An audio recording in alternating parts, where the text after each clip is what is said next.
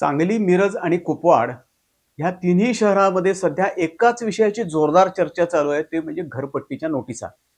महापालिका प्रशासनानं सगळ्यांना घरपट्टीच्या नोटिसा दिल्या आहेत आणि त्या भरमसाठ घरपट्टीची सगळीकडे जोरदार चर्चाच नव्हे तर संतप्त चर्चा सगळीकडे सुरू आहे. नागरिक संतप्त झालेले आहेत.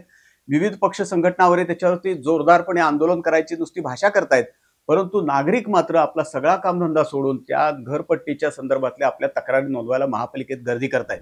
तर आपण सर्वे केल्यावर आपल्या लक्षात आलं की एवढ्या प्रॉपर्टीज आपल्याला सापडल्या तिथं. त्या ज्या प्रॉपर्ट्या ज्याच्यावर अजिबात टॅक्स लागलेला नाही आहे त्या प्रॉपर्ट्या शोधण्यासाठी आपल्याला एजन्सीचा ठराव आम्ही करून दिलेला आहे. त्या ठराव कुठेही कर वाढ अजिबात नाही, कुठेही त्याचा उल्लेख केलेला नाही. तुम्ही एक मिनिट ऐकायचं, प्रशासन कुठे आहे आता माझा ऐकायचं, आता माझा ऐकायचं, आता तुम्ही काय म्हणतो मी सांगतो, आता आमचं ऐकायचं. तुमचं प्रशासनाचं आमच्या ढकलून आमच्या भांडणाला बंद पण करा. तुम्हाला काय सांगते ऐका, ठराव तुम्ही वाचा. ठरावामध्ये आम्ही काय केलेलं आहे, तुमच्या प्रशासनानं जे आम्हाला विषयपत्र दिलं त्यात हिडन प्रॉपर्टीचा उल्लेख होता. हिडन प्रॉपर्टी शोधायसाठी आपण ठराव केला, त्या हिडन प्रॉपर्टी आपल्या 30,000 सापडलेल्या आहेत. त्याच्या पुढच्या प्रशासनानं आमचा संबंध होता. नंतर आमची बॉडी डिझॉल्व झाल्यावर हे बाकीचं कारस्थान प्रशासनानं केलेलं आहे आणि आता तुम्ही तर आमच्यावर नमस्कार, मी चिंतामणी सहस्रबुद्धे. आपण आज बोलणार आहे ते सांगली, मिरज आणि कुपवाड ह्या तिन्ही शहरामध्ये महापालिका प्रशासनाने जे घरपट्टीचा जो वरवंटा फिरवलेला आहे त्यामुळे लोक जे त्रस्त झालेले आहेत त्या संदर्भात आपण बोलणार आहे. असं वाटत होतं महापालिके म्हणजे विधानसभेच्या निवडणुका झाल्या आणि महाराष्ट्रामध्ये अर्थात सत्ता काही बदल झालेला नव्हता, परंतु नव्यानं सत्ता आली आणि लोक त्या मनात खूप खुशीत होते. सांगली जिल्ह्यातही भारतीय जनता पक्ष आणि शिवसेना वगैरेंना चांगलं यश मिळालं, परंतु त्या याच्यामध्ये साधारण विचार करत असतानाच महापालिकेनं ह्या नोटिसा सगळ्यांना घरपट्टीच्या पाठवलेल्या आहेत. आणि आता ह्या महापालिकेवर आहे प्रशासक, सगळं प्रशासकीय राज्य आहे सध्या. आणि ह्या प्रशासकीय राज्यातून महापालिकेच्या ज्या नोटिसा लोकांना आलेल्या आहेत त्यामुळे लोक अक्षरशः त्रस्त झालेले आहेत. म्हणजे आतापर्यंत जे कधी आकडे सुद्धा पाहिले नाहीत. म्हणजे अशी एक ठिकाणी परिस्थिती आहे की ती इमारत विकून सुद्धा ती घरपट्टी भागणार नाही, एवढ्या मोठ्या रकमेच्या घरपट्टीच्या नोटिसा दिलेल्या आहेत. साधारण 70-80 स्क्वेअर फूट गाळे आहेत, दुकान गाळे. त्याला पूर्वी साधारणपणे 2-2.5 ती सुद्धा खरं म्हणजे जास्तच होती, पण 2-2.5 हजार रुपये घरपट्टी येत होती. त्यांना आता 26,000 रुपयाच्या नोटिसा आल्या आहेत. काही लोकांना 70-70 हजार रुपयाची नोटिसा आल्या आहेत. तुम्ही पार्किंग केलेलं आहे, खरं म्हणलं तर त्या व्यक्तीने आपल्या घरामध्ये पार्किंग केलं असेल, आपल्या बंगल्यात केलं असेल, आपल्या हॉटेलमध्ये किंवा आपल्या कामाच्या ठिकाणी पार्किंग केलं असेल, त्यांना बक्षीस द्यायचं, ते राहिलं बाजूला. त्या पार्किंगवरती सुद्धा घरपट्टी बसवली अशा तक्रारी आहेत. प्रचंड असंतोष लोकांच्या मध्ये आहे. इतका असंतोष लोकांच्या मध्ये फैलावलेला आहे की दुसरं लोकांना काही सुचत नाही. आता महापालिकेनं एक नवीन हे काढले की तुम्ही त्याच्याबद्दलच्या तक्रारी नोंदवा.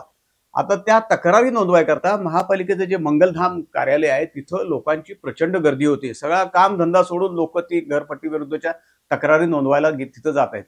परंतु आयुक्त शुभम गुप्ता साहेबांनी परवाच एक पत्रकार परिषद घेतली. त्यांचं एकूण जर बोलण्याचा सगळा त्या ह्याच्यातला आविर्भाव पाहिला किंवा एकूण त्या ह्याच्यातलं सबन आहे आपण गोषवारा पाहिला तर त्या तक्रारी जरी नोंदवल्या तरी काही फार मोठा काही बदल त्याच्यात होईल असं वाटत नाही. सांगली जिल्ह्याचे पालकमंत्री चंद्रकांत दादा पाटील आणि आमदार सुधीरदादा गाडगीळ आणि आमदार सुरेश भाऊ खाडे यांच्या उपस्थितीमध्ये एक महापालिकेत बैठक झाली या घरपट्टीच्या संदर्भात. आणि त्यानंतर चंद्रकांत दादांनी पत्रकार परिषदेमध्ये असं सांगितलं की 1 महिना या वसुलीला मी स्थगिती देतो आणि काही उच्च अधिकाऱ्यांच्या नेतृत्वाखाली मी एक कमिटी करतो आणि ती एक कमिटी अभ्यास करेल, या तक्रारींचा सगळा अभ्यास करेल आणि मग नंतर त्याच्याबद्दलचा निर्णय होईल. परंतु एकूण आयुक्तांची आणि प्रशासनाची जर भूमिका पाहिली तर मला काही वाटत नाही चंद्रकांत दादांच्या ह्या म्हणण्याला काही फार अर्थ आहे असं वाटत नाही. आमचे पालकमंत्री चंद्रकांत दादा पाटील यांनी पुढाकार घेऊन प्रशासनाशी व्यवस्थित चर्चा केली आणि चर्चा केल्यानंतर असं ठरलं की 2 सदस्यांची एक समिती नेमली जाईल आणि ती समिती याबद्दल या घरपट्टीच्या वाढीबाबत कुठं कमी करता येईल घरपट्टी याच्याबद्दल अभ्यास करेल. परंतु एकंदरीत महापालिकेच्या प्रशासनाचा कारभार बघितल्यावर आज तागायत या समितीची बैठक झाली नाही असं आम्हाला कळतं. ज्यांना ते जबाबदारी दिली होती त्या महिला पदाधिकारी महापालिकेच्या त्या रजेवर गेलेल्या आहेत। ऐन वेळेला सहाय्यक उपायुक्तांकडे चार्ज दिलेला आहे। म्हणजे बाहेर इतकं वातावरण गढूळ झालेलं असताना या समितीचं कार्य हे तत्परतेनं होणं, चांगलं होणं, लोकांशी संपर्क होणं हे अत्यंत गरजेचं आहे। तर आज या घरपट्टीतून लोकांची पिळवणूक होतीये, घरपट्टी जी वाढलेली आहे त्याबाबत दिलेल्या मुद्द्यासहित याचा अहवाल ताबडतोब त्यांनी सगळ्यांसमोर ठेवावा आणि त्यानंतरच याविषयी निर्णय घ्यावा। मला खात्री आहे। खरं म्हणलं तर या नोटिसा सर्रास मागे घेतल्या पाहिजेत महापालिका प्रशासनानं। आणि जी पूर्वीची घरपट्टी होती, ठीक आहे, तुमची वाढ आहे, महागाई वाढलेली आहे, सगळं खरं आहे, या सगळ्या पार्श्वभूमीवरती त्याच्यामध्ये किती वाढ होऊ शकते? 5%, 3%, अगदी डोक्यात पाणी गेलं तर 10%, जवळजवळ 10 पट 20 पट घरपट्टीची वाढ, म्हणजे काही त्याला अर्थच नाही त्या घरपट्टीच्या वाढीला। आता काही जणांनी याला विरोधही केलेला आहे। म्हणजे उदाहरणार्थ भारतीय जनता पक्षाचे नेते, युवा नेते पृथ्वीराज भैया पवार यांनी एक बैठक घेतली, पत्रकार बैठक घेतली, एक नागरिकांची बैठक घेतली। त्यानंतर राष्ट्रवादी काँग्रेस पवार साहेबांच्या गटाचे आहेत जे संजय बजाज, त्यांनी महापालिकेच्या आयुक्तांची भेट घेतली, त्यांना निवेदन दिलं। आमचे हरिदास पाटील सांगलीवाडीचे माजी नगरसेवक, त्यांनी सांगलीवाडीमध्ये चक्री उपोषण केलं ह्या घरपट्टी वाढीच्या विरोधात। सतीश साखळकर आहेत, मनोज भिसे आहेत, हनुमंतराव पवार आहेत, माजी सभापती आणि माजी नगरसेवक, हे सगळेजण प्रयत्न करतायत, परंतु त्यांना काही यश येईल असं दिसत नाही, प्रशासन काही ऐकेल असं दिसत नाही। खरं म्हणलं तर असं आम्ही सुद्धा मानत होतो। मी आता 1985 सालापासून नगरपालिका आणि त्यानंतर महापालिकेमध्ये मी स्वतः वार्ताहर म्हणून काम केले। त्यावेळेला आम्ही असं म्हणायचो की महापालिकेमधल्या प्रशासनाला खूप बंधनं येत आहेत। कशामुळं? तर नगरसेवकांच्यामुळे येत आहेत, पदाधिकाऱ्यांच्यामुळे येत आहेत। पदाधिकारी त्यांना काम करून देत नाहीत मनासारखं, त्यामुळं शहराचा विकास होत नाही, विस्तार होत नाही, काही नागरी सुविधा लोकांना मिळू शकत नाहीत, अशी आमची आपली चुकीची समजूत होती असं आता आम्हाला म्हणायला पाहिजे। गेले काही दिवस महापालिकेमध्ये, काही महिने नव्हे अनेक महिने प्रशासकांचं राज्य आहे। काय फरक पडलाय सांगली मिरज कुपवाड महापालिका क्षेत्रामध्ये? काहीही फरक पडलेला नाही। उलट पूर्वीचे महापालिकेमध्ये नगरसेवक आणि पदाधिकारी होते, बरे होते म्हणायची पाळी आली। इतकी वाईट परिस्थिती सध्या सगळीकडे दिसते। लोकांच्या प्रचंड तक्रारी आहेत आणि ते तक्रारी ऐकून कोण घेणार? कुणी ऐकून घेत नाहीत। निदान नगरसेवक सभेमध्ये दंगा करत होते, जाहीर जनरल मीटिंगमध्ये ओरडत होते, काही ठराव मांडत होते, प्रशासनाला विरोध करत होते, काही सध्या त्याचा उपयोग नाही। पृथ्वीराज भैया पवार यांनी एक मोठी मीटिंग घेतली, त्या मीटिंगमध्ये त्यांनी लोकांना सांगितलं तुम्ही पैसेच भरू नका आणि आपल्या मालमत्तेला, म्हणजे काय घरं असतील, दुकानं असतील, त्याला कुलपं लावा, सरळ चाव्या नेऊन तुम्ही महापालिकेच्या प्रशासनाकडे देऊन टाका। त्यानंतर बालाजी चौकात सभा झाली, तिथेही व्यापाऱ्यांनी अक्षरशः बिलं फाडली याची घरपट्टीची। नागरिकांना आणि सर्व व्यापारी बंधूंना मी विनंती करतो की आपल्याला याला एकजुटीनं तीव्र विरोध केला पाहिजे, कारण एकदा जर काही घरपट्टी लागू झाली तर परत ती कधीच माफ होत नाही। ती लागू होऊन द्यायची नसेल तर आपल्याला एकत्र आलं पाहिजे, आपल्याला तीव्र विरोध केला पाहिजे। तसंच अन्य ठिकाणी सुद्धा अनेक मीटिंग झाल्या, परंतु होतंय काय, हे सगळे असे सुटे लोक महापालिकेच्या प्रशासनाला भेटतात आणि त्यांना त्याचं काही वाटत नाही। ही खरी जबाबदारी आहे, ही सरकारची आहे आणि पालकमंत्र्यांची जबाबदारी आहे। पालकमंत्र्यांनी हा विषय अतिशय गांभीर्याने घेतला पाहिजे आणि घरपट्टीच्या ह्या ज्या भरमसाठ नोटिसा दिलेल्या आहेत त्या सगळ्या मागे घेतल्या पाहिजे।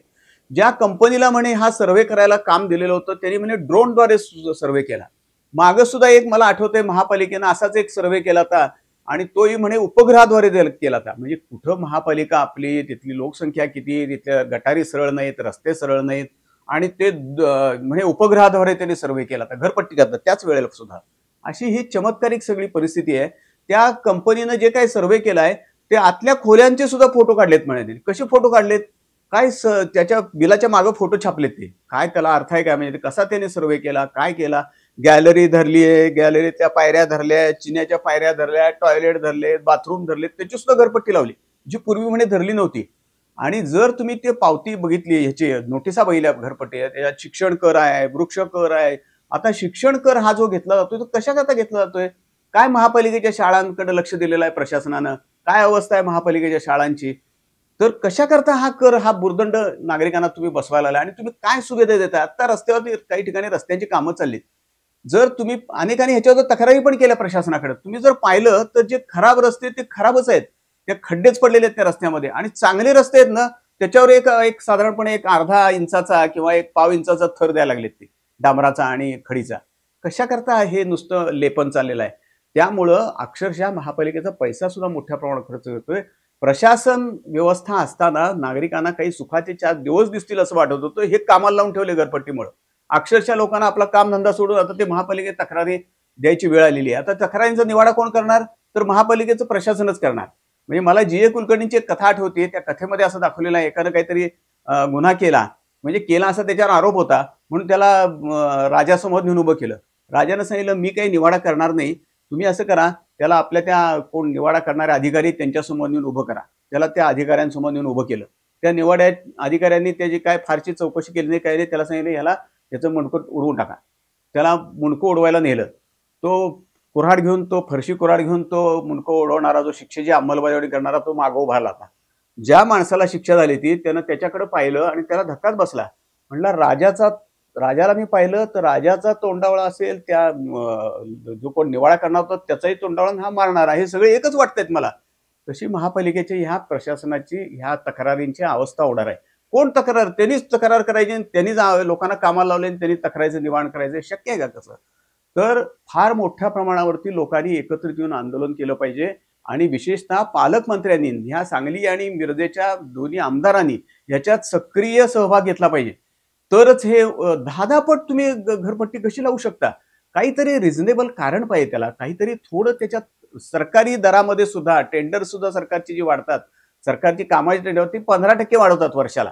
तुम्ही इथं 100% 10 पट 15 पट तुम्ही घरपट्ट्या वाढवलेल्या आहेत, असं चालणार नाही. लोक अत्यंत त्रस्त झालेले आहेत. दुसरा सांगली आणि मिरज कुपवाड शहरामध्ये सध्या दुसरा कुठलाही विषय नाही. लोक आंदोलनाच्या पवित्र्यात आहेत. फक्त आता असं आहे की काही लोक आंदोलन असं जोरात करतच नाहीत, आपलं नुसतं तात्पुरतं एखादं निवेदन द्यायचं. दरबारी पद्धतीनं सध्या तक्रारींचं हे चालू आहे की पूर्वी जसं ते म्हणतात की ब्रिटिश सरकार असताना दरबारी पद्धतीनं काही लोक अर्ज विनंत्या करायचे, तशा काही अर्ज विनंत्या चाललेल्या आहेत. पण प्रशासन काही ऐकायला तयार नाही आणि ह्या घरपट्टीच्या कचाट्यातून नागरिकांची सुटका होईल अशी चिन्ह काही दिसत नाहीत. पण मी तुम्हाला सांगतो, महापालिकेच्या निवडणुका कदाचित लांबणीवर गेलेल्या आहेत.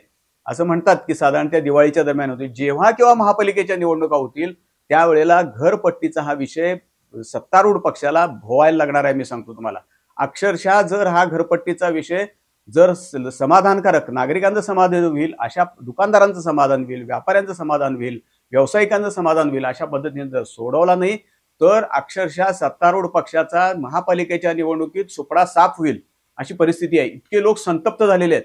त्यामुळं तातडीनं गांभीर्यानं पालकमंत्री चंद्रकांतदादा पाटील असतील, चंद्रकांतदादा पाटील त्यांचं प्रशासन जर ऐकत नसेल तर मग काय मंत्री आणि पालकमंत्री आणि ह्या सगळी कशा करता नेमायचे?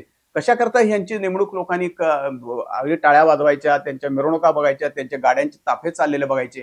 तर ह्यांनी सक्तीनं त्याच्यामध्ये अतिशय काटेकोरपणे लक्ष घातलं पाहिजे आणि प्रशासनाबरोबर चर्चा करून त्याला एक रिझनेबल दिलं पाहिजे. असं पत्रकार परिषदेत असं म्हणल्याचं मला आठवतंय की पगार कसे व्हायचे मग कर्मचारी? आणि पगाराकरता शासन देते ना, शासन तुम्हाला पैसे देतंय, महापालिकेला पैसे देते, पगाराकरता अनुदान आहे शासनाचं. एलबीटी जसं बंद झालं किंवा नंतर जकात बंद झाली तसं शासनाचं अनुदान आहे, त्यातनं पगार होतात. शिवाय असं आहे की सतत काही ना काहीतरी पैसे वेगवेगळे ह्या योजनेतनं त्या आता 265 कोटी रुपये म्हणे का 65 कोटी रुपये शेरी नाल्याकरता देणार आहे. काय आता त्या शेरी नाल्याचं त्यातनं होणार आहे कोणाला माहित. 100 कोटी रुपये 14 साली जेव्हा म्हणजे सरकार, भाजपचं सरकार महाराष्ट्रात आलं आणि 17 साली जेव्हा महापालिका निवडणुका झाल्या तेव्हा भाजपनं म्हणे इथं दैदिप्यमान विजय मिळवला म्हणून खुश होऊन त्यावेळेचे तत्कालीन मुख्यमंत्री आणि आत्ताचेही विद्यमान मुख्यमंत्री यांनी महापालिकेला 100 कोटी रुपयाचं बक्षीस दिलं. काय त्या 100 कोटी रुपयातनं काय बक्षीस मिळालं, लोकांना काय त्यातनं फायदा झाला, काय नागरी सुविधा मिळवल्या, सगळा आनंदच आहे. तर हे सत्तारूढ पक्षानं लक्षात ठेवावं. पक्षाची काळजी म्हणून, तुमच्या आघाडीची एनडीएची काळजी म्हणून, तुमची जी काय महायुती आहे त्याची काळजी म्हणून काय ना पण त्यांनी करावंच. पण नागरिकांच्या हितासाठी तुम्ही घरपट्टीचा हा विषय अतिशय गांभीर्यानं सोडवला पाहिजे. अन्यथा लोक अत्यंत संतप्त आहेत. ते याचं उत्तर, चोख उत्तर तुम्हाला पुढच्या आगामी सगळ्या निवडणुकांमध्ये देतील यात शंका नाही. आपल्यालाही जर ह्या संदर्भात काही वाटत असेल घरपट्टीच्या याच्या संदर्भात आपण आम्हाला कमेंट्स करून कळवा. धन्यवाद.